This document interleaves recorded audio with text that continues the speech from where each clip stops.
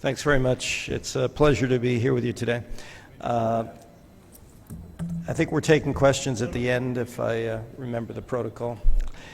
But what I'm going to do is talk about an ecosystem that's developed around open source projects and how project-based innovation, participating in software projects and open hardware projects, creates a set of norms, cultural norms that change the way that we participate and the way we develop intellectual property. No longer is it purely a decision of a 1 or a 0 to patent or not to patent, but it's how we invent and what we file on and what we seek to protect within the communities that open source supports. We may or may not be aware of it, but Linux and open source is pervasive. We see it in telecom and mobility, the Android platform, which represents about 70% of the global smartphone world. WebOS, Tizen, Firefox OS are all present in that world as well. In fact, Samsung and Intel's joint venture, Tizen, a Linux-based platform, launched its first smartphone here in the Indian market. This is their first global launch of any product from that platform, and it was launched 3 days ago here. On the enterprise side, Red Hat and SUSE and Chrome to a lesser extent have become quite prevalent. Red Hat's making great inroads in this market, in fact, and is hiring and looking for and expecting continued growth in the enterprise and personal computing environment.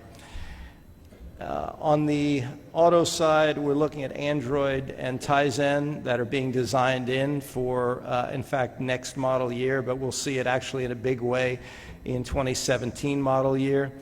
Samsung's been working with Toyota and Jaguar on the Tizen platform, so the Tata people are directly involved in working with their very successful car platform to be able to first work on delivering a Linux-based platform inside the cabin of the future, the infotainment system, but ultimately the digital DNA of the vehicle will be entirely based on Tizen. BMW is actually developing around Android. WebOS was purchased it's an open source platform and a Linux-based platform that was purchased by the people at LG. It's now transforming the smart TV space into something that's far more accessible and user-friendly. And what they're doing with this platform is creating the center of home networking. And they plan on actually utilizing the refrigerator, which they have a significant white goods position, and the smart TV as the vehicles through which we control HVAC and all other networked devices inside the home. Everything that has an IP address will ultimately be controlled by the smart TV and through the WebOS platform that LG is envisioning. This is a community that develops these kinds of applications and these platforms that are leveraged, that's done so through open collaboration. It's really taking the idea of open collaboration. If you were here for yesterday afternoon's presentation, I think the second presentation in the afternoon, there was an excellent presentation on where we've come from in terms of open collaboration and how we innovate. What this is really doing in the open source modality, which is it's more of a modality, it's the way we invent and the way we create value in the new economy. It's the kind of innovation that radically transforms existing markets or creates new ones. It's not merely incremental innovation that we're looking to get out of this process of collaborative development, collaborative invention. And it also supports the idea that 1 + 1 + 1 doesn't equal 3, it equals 6 or 10 or 20, because we're distilling a collective intelligence of people across the globe around these platforms. It's not just people in Silicon Valley or people are Route 128 in Boston or people in other places around the world where technology development has typically been fostered. And so you have licensing that occurs where they establish rules of behavior under the licensing approaches that are adopted, whether it's the GPL, which is the general patent license, or the general public license for copyright, copyleft, Apache, BSD, which is the Berkeley license, and then you have ways of managing what you're putting into your code, where you've taken software from. You keep track of it with Black Duck, which is a tool or a binary analysis tool, which helps you stay in compliance so that you have a governance program so you can sort out what's open and what's closed, and you understand where you've sourced code, which is all that the copyright management and copyright holders are looking for. On the patent license and pledge side, you've got what I support, which is Open Invention Network, which is the largest patent non-aggression community in the history of technology, and you have patent elements within the GPL and within other licenses. So collaboration and interdependence are embedded in the culture of open source community participation. You have over 350 active open source projects that work along to solve specific technology problems, and there are as many as 500 companies in some of these projects. Patent non-aggression, we have over 1,250 licensee participants in our community that are pledging patent non-aggression to be able to support open source. And there are unilateral pledges and promises that are made by a whole variety of companies. Quietly, over the last 10 years, we've become the largest patent non-aggression community in the history of technology, and the structural guardian of Linux, and really this way of life that is open source. There's a parallelism between what we're requesting of people and the community that we're fostering, where people recognize that you need to be able to collaborate together to be able to yield new novelty. By the same token, they're also recognizing in very significant numbers now that you need to practice patent non-aggression in certain technology areas to be able to support core development of new technology. This whole notion is really embracing the idea of co-opetition, which was first eloquently argued in a Harvard Business Review article that came out in 1994.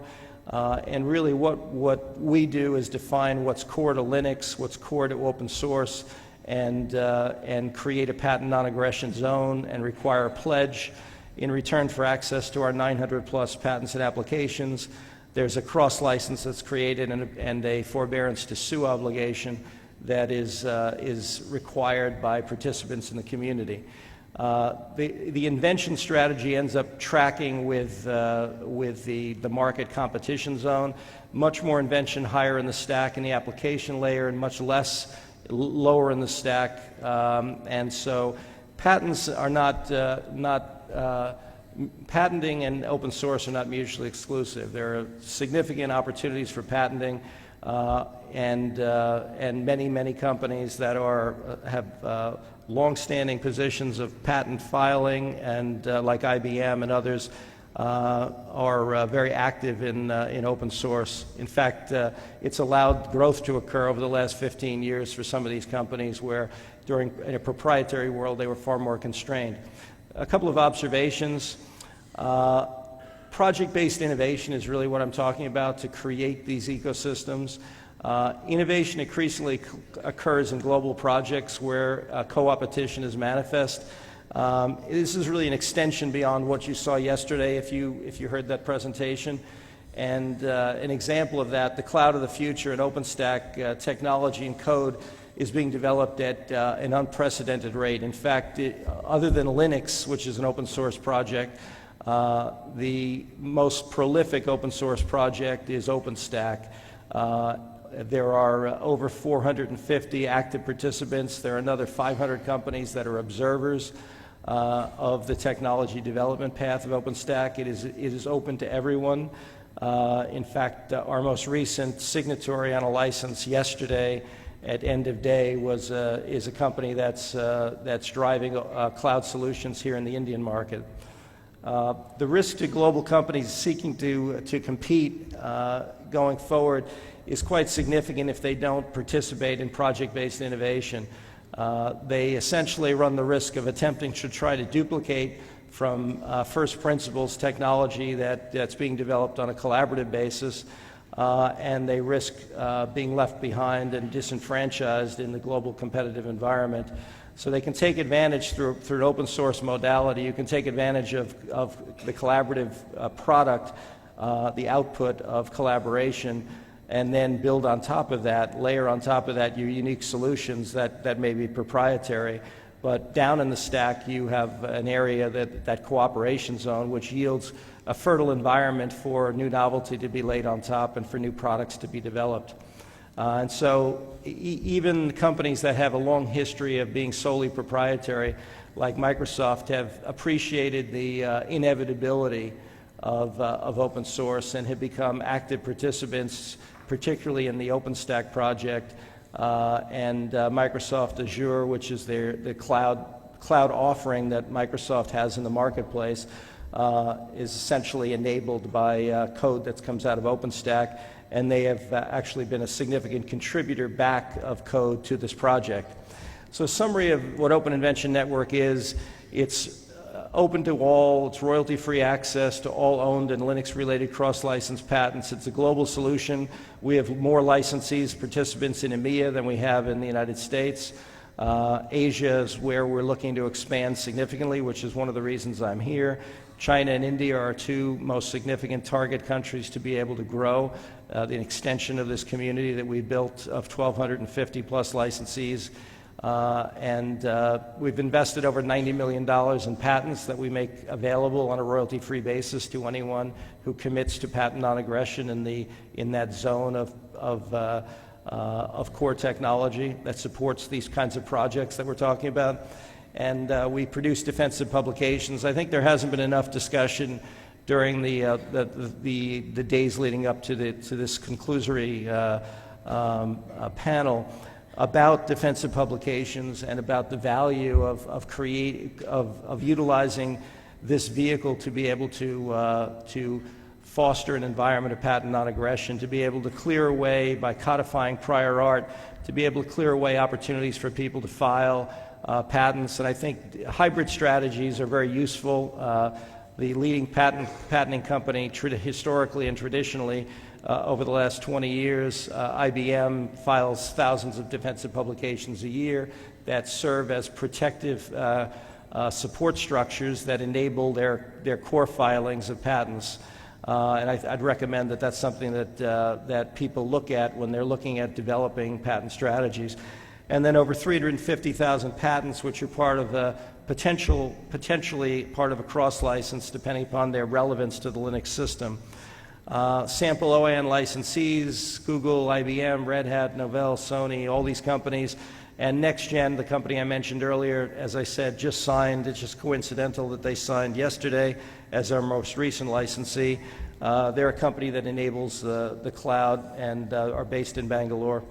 Creativity in this space and patent non-aggression doesn't only come from Open Invention Network. The LOT program, which is License on Transfer, that Google authored with the support of industry several years ago and launched just 7 months ago, has already attracted 15 participants and is growing quite rapidly. Essentially, this program is designed to discourage the transfer of patents to non-practicing entities and the concept of privateering. In addition, unilateral pledges have been made on a regular basis by companies. Red Hat, IBM, Google, and Twitter, in fact, have very significant pledges of non-aggression of patents in their own portfolio. Thank you very much, and I look forward to questions at the end of the session.